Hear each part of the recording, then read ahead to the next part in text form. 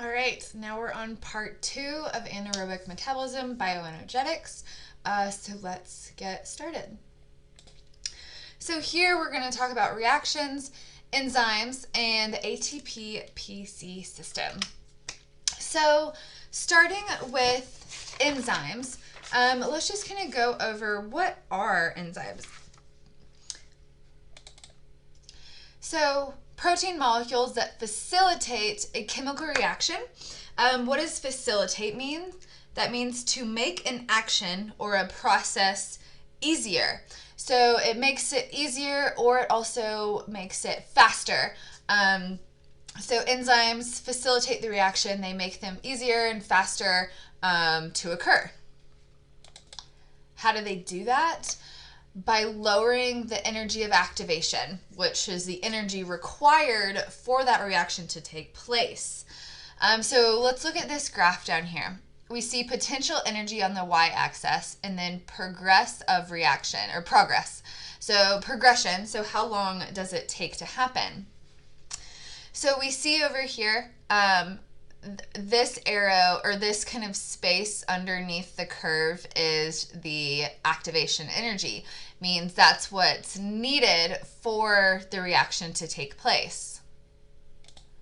But what the enzyme can do is they can lower that energy of activation to where it takes place at a faster rate and it doesn't need as much energy to take place, so making it happen easier and faster. So enzymes don't cause the reaction. We have to keep that in mind. So they don't cause any reaction to happen, but they increase the speed of it. So increases the rate at which products resulting from the reaction are produced. Enzymes are present in all metabolic reactions. So catabolic and anabolic, there has to be an enzyme. They're going to facilitate the reaction or lower the energy needed for it to occur. Some reactions in the body can occur without enzymes, but only if there is enough energy present in that specific environment. So another term here is a rate-limiting enzyme. So this is the rate at which the entire reaction occurs. It depends on the rate of how the rate-limiting enzyme works, or how that particular enzyme functions. So in multi-enzymatic chemical reactions, which is very common in reactions stimulated by exercise, one enzyme will always be the rate-limiting enzyme, which determines the speed of the reaction by either increasing or decreasing the rate of which it occurs. So keep in mind that energy of activation, that's the minimum amount of energy required to activate atoms or molecules to a condition in which they can undergo a chemical transformation. When this rate-limiting enzyme is working, it determines how quickly that entire speed will take place.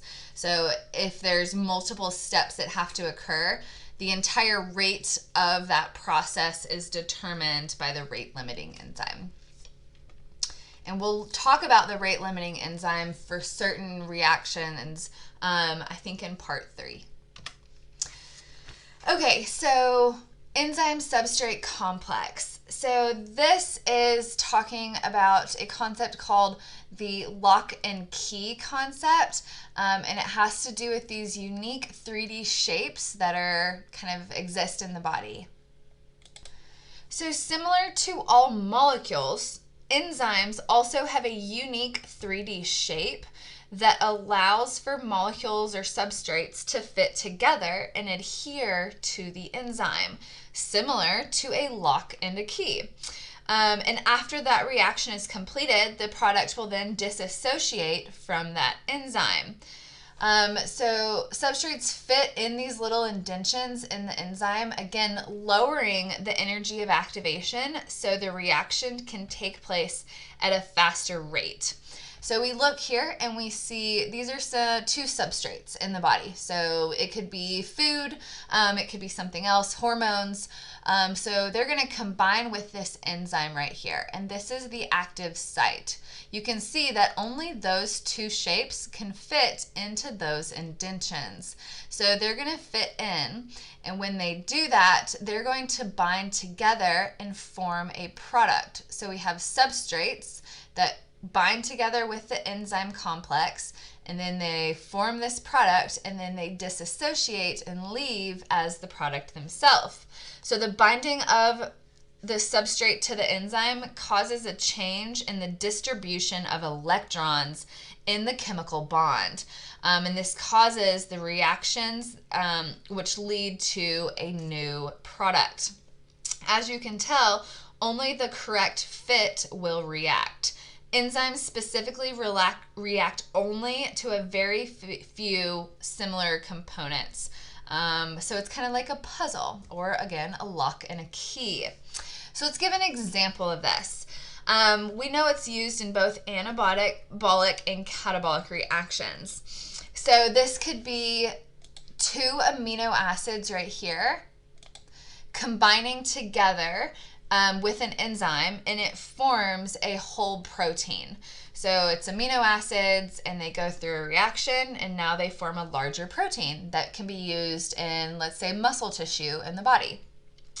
Or it can be and we can also go the opposite way. I didn't mention that. So these arrows, you could flip those arrows and it could go the opposite way. So let's say over here we have a triglyceride.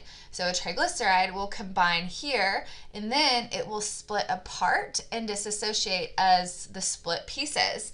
And when a triglyceride splits apart, it splits into a glycerol and 3 fatty acids. So this can go both ways. Just know it lowers the energy of activation, so the reaction can take place faster. It could be both anabolic, we can build something up, or catabolic, we can break something down. Another kind of part of reactions is something called the mass action effect. And this one's a little trickier for some students to grasp, that I've noticed in the previous years of teaching this topic. But let's look at first the definition. We see the concentration of substrates and products determine which direction the action or the reaction will go. So basically, it'll either split the production of those or combine them together. The direction of the reaction depends on if there's more of one substrate than another. So let's show the example here. So the arrow is pointing in both directions, which indicates that the enzyme can facilitate their reaction to produce either A and B, or AB. So again, let's kind of continue with discussing how does this work. So if we have a higher concentration of substrates A and B, so they're separate. So if we have, and we can even give A and B names if that's like too much. Let's go with the triglyceride thing. Let's say A is a glycerol and B is fatty acids. So we have a high amount of glycerol and fatty acids in the body. So if there's a really high concentration, we're going to have anabolism. So that means there's going to be an anabolic reaction. We're going to combine glycerol and the 3 fatty acids together to make lots of triglycerides. So if there's a high concentration of the substrates, anabolism will occur. But if there's a higher concentration of the product, which is AB, catabolism will occur. So let's go give an example of this one. So let's say we consume a lot of protein. So we just had a very large protein meal, and we have all of this protein in the body. So the stomach passes it to the small intestine, and it gets absorbed in the small intestine. And we've got all this protein. Well, what's going to happen? We're going to break it apart into amino acids. So if there's a higher amount of one something, it's going to break apart. And if there's a higher amount of the substrates, it's going to combine together. So I hope that gave you enough information to kind of understand how that works. But yeah, so again, if we have a large amount of something, then the body's going to split it apart into smaller substrates. But if we have a lot of substrates, the body's going to put it together and cause an anabolic product, or reaction. So yeah, I hope that made sense. But yeah, a lot of people struggled with that one for a while, but I think you'll get it. Let's talk about another topic here, still kind of involving enzymes, and that's the use of a coenzyme in metabolic reactions or processes. So what is a coenzyme? It's a complex organic molecule, it's not a protein, that associates closely with an enzyme. Basically, it's like its sidekick. It works together. So it works together. Some depend on their coenzyme and can't function without it. So some enzymes, they cannot do their job if their coenzyme, if their sidekick enzyme is not present. It can't function without it. So I'll give you an example of coenzymes.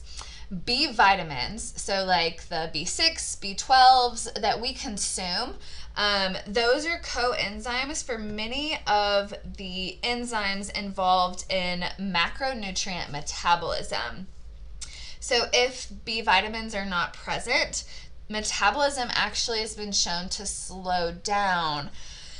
When I taught this last year, someone asked me, why are B enzymes needed in metabolism or needed for our energy systems? And I actually had to go ask Dr. Tinsley, who's our sports nutrition professor and a good friend of mine, and he said that it comes down to the chemical properties of B vitamins and how their chemical structure and what they're made of chemically, it associates closely with those enzymes. They have a very similar structure. The enzymes that will facilitate metabolism. Again, that's not important to know, but just if you were curious. But yeah, consume your B vitamins because they are the coenzymes for our metabolic processes, or our metabolism. Let's go to the next topic. What factors affect the speed of facilitation? And we already know what facilitation means. It means to make an action or a process occur faster and easier. So there are factors out that we come across every day that are either going to slow down or speed up facilitation. So let's talk about some of that. The first is exercise. So an increase in temperature. So an increase in temperature will increase the speed at which enzymes will work. So as our temperature increases, our metabolism speeds up. So our metabolism is faster during exercise. It's also faster when we're ill because our temperature is higher, and if we're sick, then our metabolism speeds up a little bit. And then another factor is acidity. So high acidity, which occurs during high intensity exercise, will actually decrease the activity of enzymes, and it actually slows down reaction. And that's one cause of fatigue that occurs with exercise. So it goes hand in hand because temperature increases and acidity both increase with high intensity exercise. So our metabolism, it would either slow up or slow down depending on if temperature or acidity is going to be kind of the higher factor there. But yeah, why does high acidity or decrease in blood pH slow down our reactions? It's because acidity has to do with hydrogen ions and inorganic phosphate molecules, and they actually will interfere with the metabolic processes that occur. And then when they interfere, they kind of slow it down a little bit.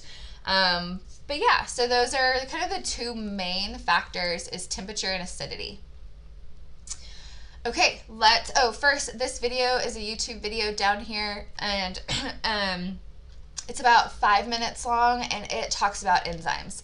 So if you're interested and you won't have any quiz questions over it, if it's just if you want more information about enzymes and how they work and coenzymes, and the lock and key and the mass action effect, it just goes into that in a lot more detail. So please watch this if you still need some more help with these topics.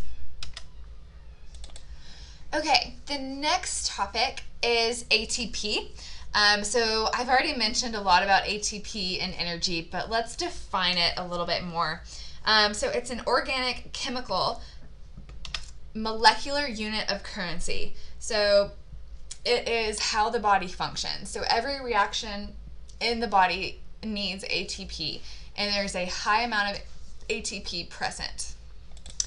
ATP is the primary source of energy in all cells. It is used to produce aerobically, used and produced aerobically and anaerobically in cellular reactions. Without it, muscle contraction, movement, and overall human functioning is not possible. ATP is a precursor to DNA and RNA, and it's used as a coenzyme for DNA and RNA. ATP, let's talk about what it's made of. Adenosine. So adenosine is the first part. This is the nitrogen base. Ribose is a sugar, and it contains 5 sugars. And then we have 3 phosphates. And we see here this wavy line. Most of the lines are straight, but then we have a wavy line here and a wavy line here. That's a high energy bond. And when those bonds are broken, a high amount of ATP is released. So the body has these ATP stores that can be used when a high amount of energy occurs very quickly. So we see here our example, 6-second burst of movement.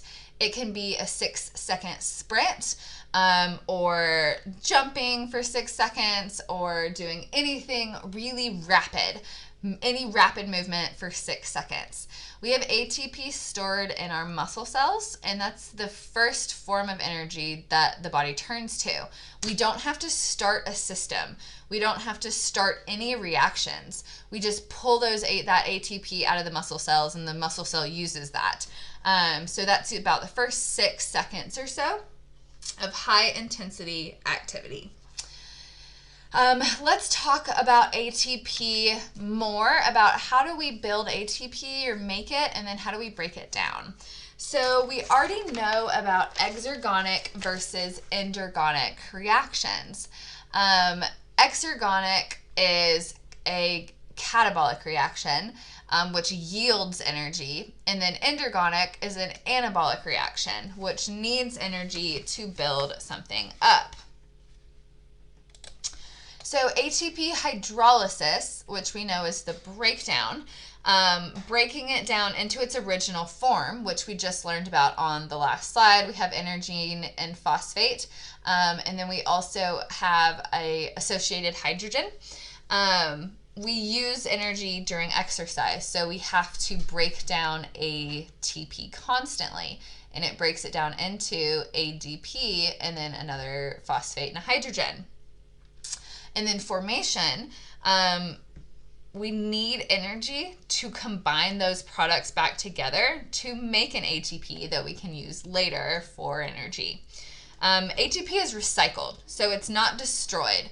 Think back to the first law of thermodynamics, where energy is never destroyed. It can't be created or destroyed. It's just transferred from one form to another without being depleted. So we recycle ATP. So when we break it down, we take its byproducts or its substrates, and we can build it back up again. So that's how it's used in the body. So a high amount of energy is stored between these bonds right here. So we already know the wavy line, high amount of energy. It's between the phosphate groups. This is called potential energy.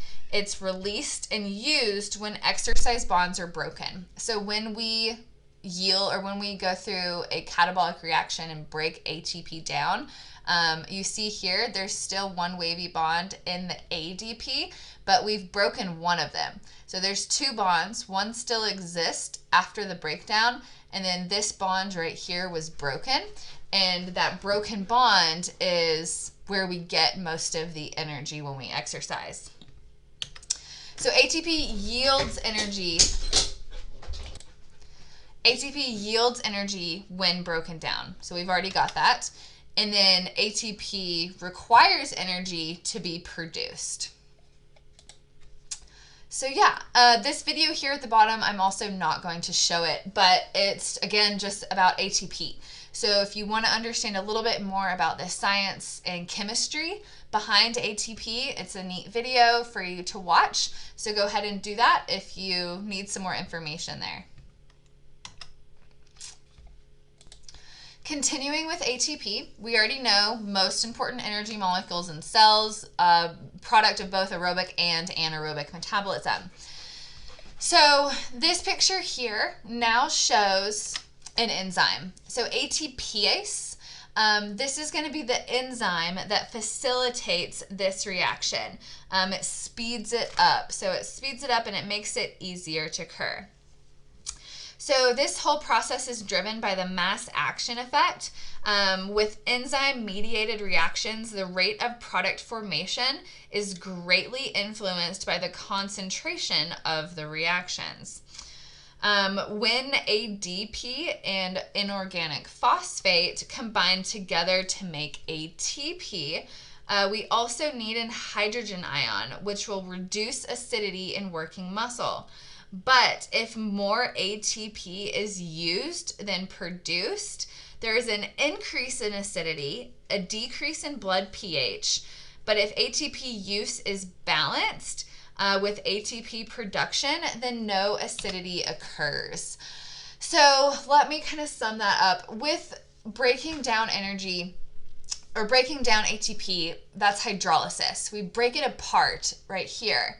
And that's going to release energy into cells, increasing our acidity. Inorganic phosphate is this here, and then this is hydrogen.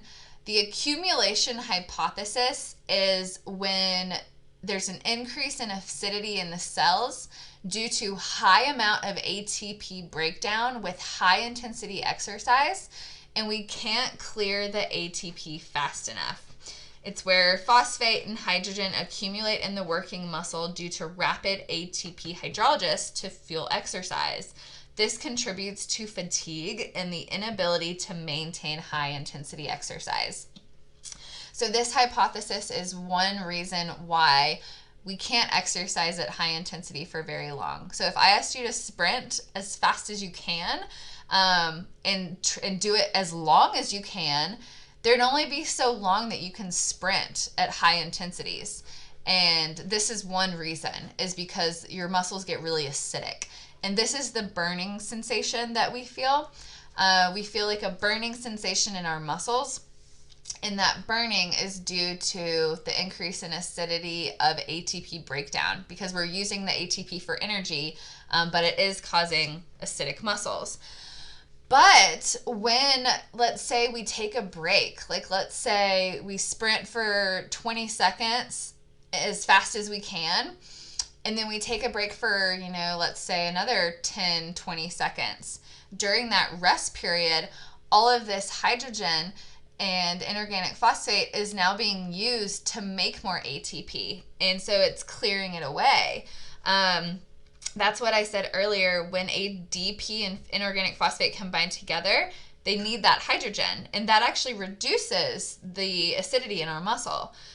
So if there's a balance between ATP use and production, then no acidity occurs. But at high intensity exercise, it's usually imbalanced, and that's usually when we have increase in acidity.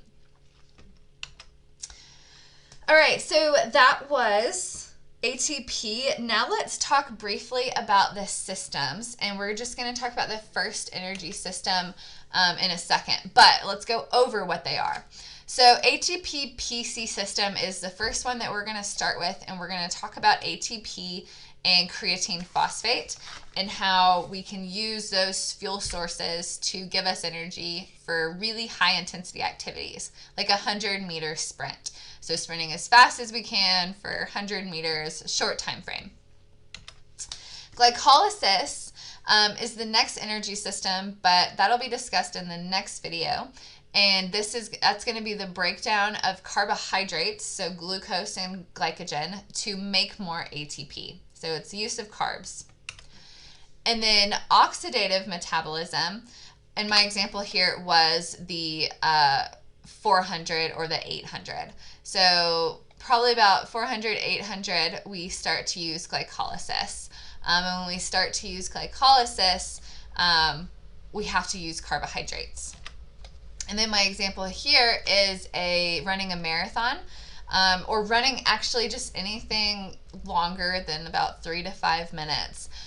We go into oxidative metabolism, which is the formation of ATP from the breakdown of fatty acids with oxygen. So it's the use of fatty acids and oxygen. We know that ATP system and glycolysis are anaerobic, meaning they don't need oxygen, but oxidative energy system, which is aerobic energy system, does need oxygen. So my question here is, what are some other examples of exercises for each system? And normally you would give me exercises or other examples. So first one here, when we use the ATP-PC system, best example is like a 100-meter sprint. And then another really good example is weightlifting. So weightlifting relies on the ATP-PC system. And then a lot of sports that are intermittent, like football or soccer, or basketball or baseball. A lot of those high-intensity sports where there's like burst of energy. So anything with a big burst of energy, that's going to mainly rely on ATP, but it has to be of a short duration. Glycolysis is our intermediate system, and this is going to be like an 800-meter run. And then two others are boxing and tennis. Soccer also falls into glycolysis. Soccer is a unique sport. It actually uses all three components. Glycolysis is when we don't stop moving our body for about 30 seconds to 2 to 3 minutes, where ATP system is like 30 seconds or less. Glycolysis is 2 minutes or 30 seconds to about 2 to 3 minutes of high intensity exercise. And then, so those are my examples: boxing, soccer, tennis, that last a little bit longer. And then anything that uses aerobic metabolism or oxidative system is any type of running, like a 5K, 10K, marathon, distance cycling, distance rowing, distance swimming, walking, so anything like that. So yeah, let's just talk about, this video is just going to finish talking about energy system number 1, which is the anaerobic system, ATP system, PCR system. So this here just kind of shows you a little infographic. So high intensity splitting using ATP and phosphocreatine in the absence of oxygen. This talks about hydrolysis and resynthesis, which we already went over, and we'll go over more on the next slide. Low capacity, high rate. So we generate ATP very quickly. It's immediate. We have a limited amount released in that single bout of intense exercise. So this system dominates in the first few seconds of maximal intensity. So like less than 10 seconds, we already said we're mainly using ATP and then some creatine phosphate. But it can last up to 30 seconds. And one example of when we use this is weightlifting. Okay, so lasts for about 15 to 20 seconds of very high intensity, sometimes up to 30. So anywhere 15 to 20, 15 to 30 seconds is when this system gives the most amount of energy. So provides energy for activities that require high amount of energy per second, so high intensity. This also acts as an energy reserve for rapidly replenishing ATP. So how do we replenish ATP? Whoops. Only a small amount of ATP in our cells, and we said that for the first 6 seconds. But then when our exercise extends up to about 10 seconds or so, we have to replenish the ATP with phosphocreatine. So phosphocreatine is going to be referred to as PCR in some of these examples, and that's what we see down here. Let's talk about another enzyme called creatine kinase. So creatine kinase is right here. And again, the enzyme is going to facilitate the reaction. So it helps the reaction take place faster. So over here we have phosphocreatine, which we look up right here. Here's our phosphocreatine, and we see creatine plus phosphate. But look, there's that wavy line there. So wavy line is high energy. When we break apart creatine and phosphate, that energy is released. And then we follow this arrow here. Energy is used to produce more ATP. So we take this energy and we take the phosphate, and that phosphate is donated to this up here, because we already know we need ADP and a phosphate hydrogen, and that's going to equal our ATP. And so that's how we make more. So yeah, creatine kinase, I'm just going to review this one more time. Enzyme that is the catalyst for the reversible phosphorylation of creating ATP. Phosphorylation is a word that means the addition of a phosphate group. So anytime we take this phosphate group and add it to something else, that's called phosphorylation. We phosphorylated the ADP and we added the phosphate, and that made ATP.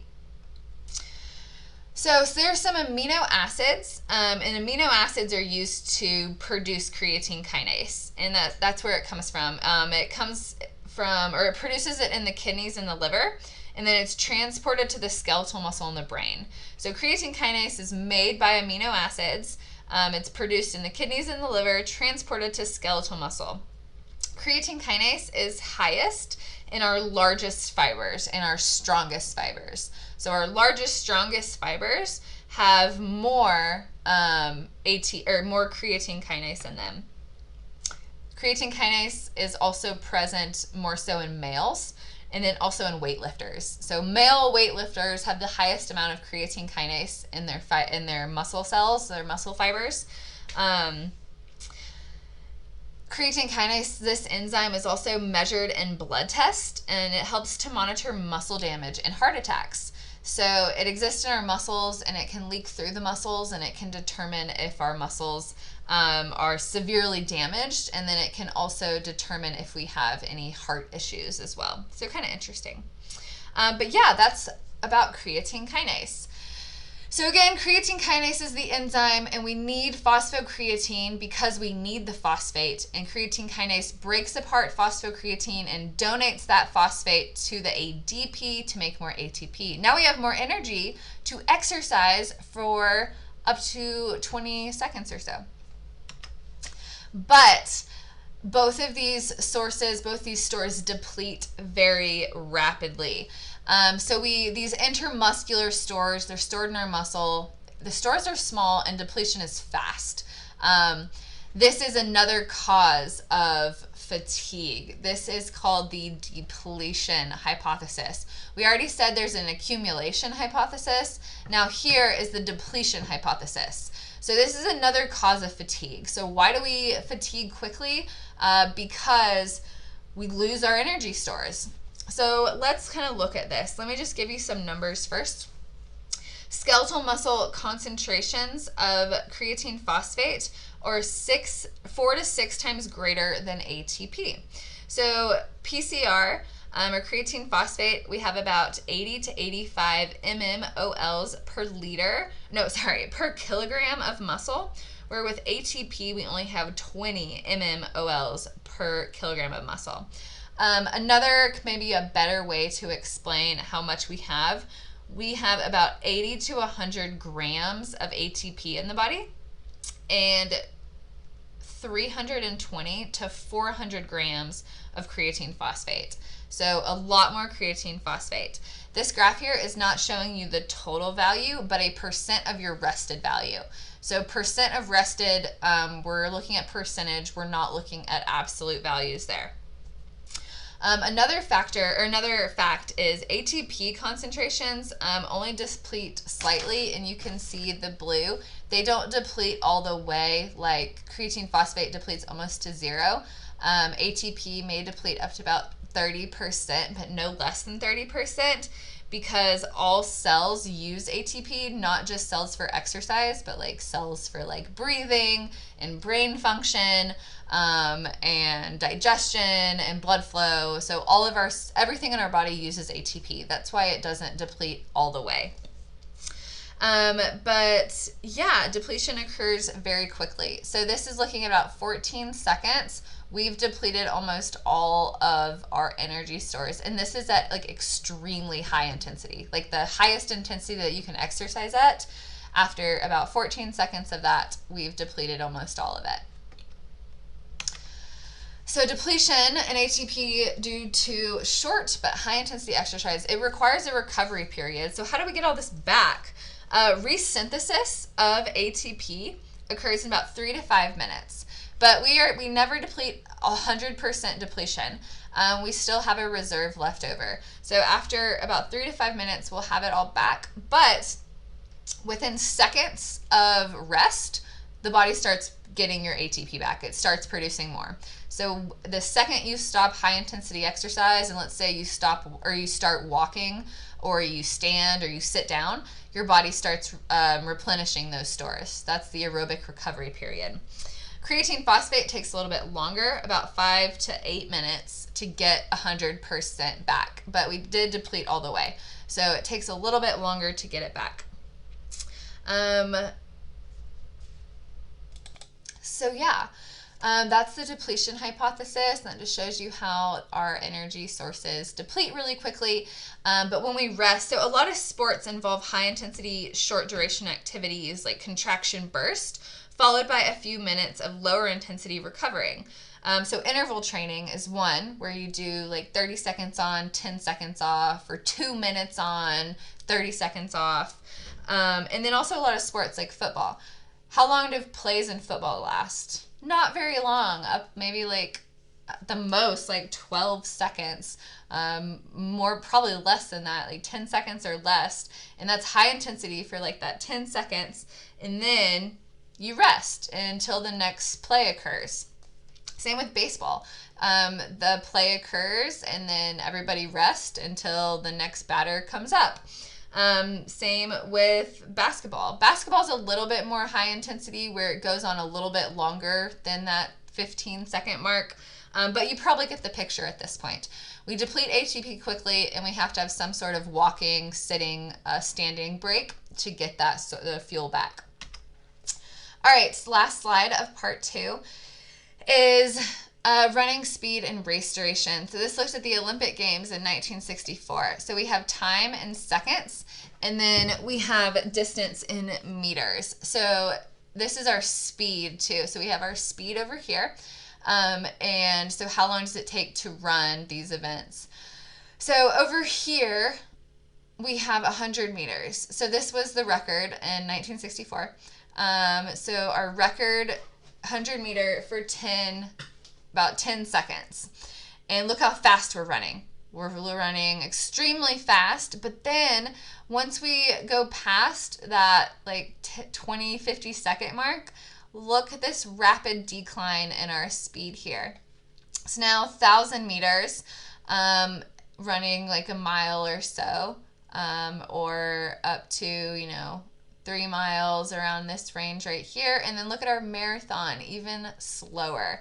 So the question is, why can't we sprint indefinitely? So that's basically asking, see where our sprinter is right here? Why can't we stay at this speed for this entire duration to the marathon? Why can't we run as fast during a marathon as we do during a 100-meter sprint? So that's the question here. This is your critical thinking question on your assignment. So critical thinking, why can't we sprint forever? What factors contribute to the inability of us not being able to maintain high intensity exercise? So this video, part 2, will give you that answer. So take some time to think about that critical thinking question about the sprinting. But yeah, I hope you enjoyed part 2. The next video will be part 3.